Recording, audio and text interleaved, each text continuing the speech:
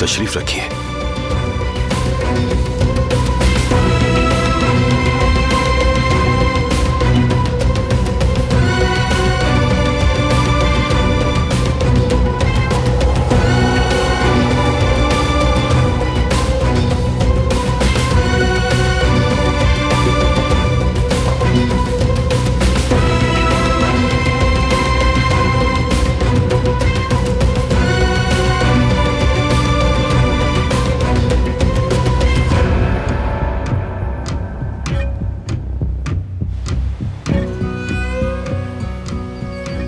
अब आप बेहतर हैं? हाँ रे वाह, काफी बेहतर हूँ।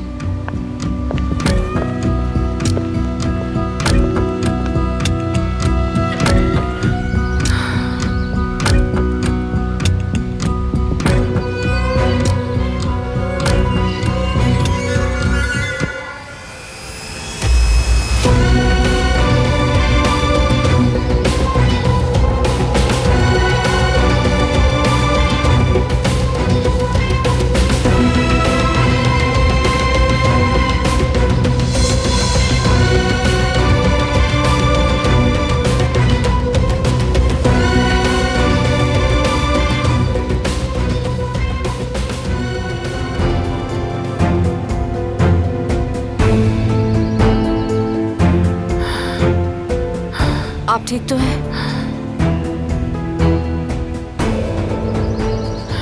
मैं ठीक हूँ रे वाह।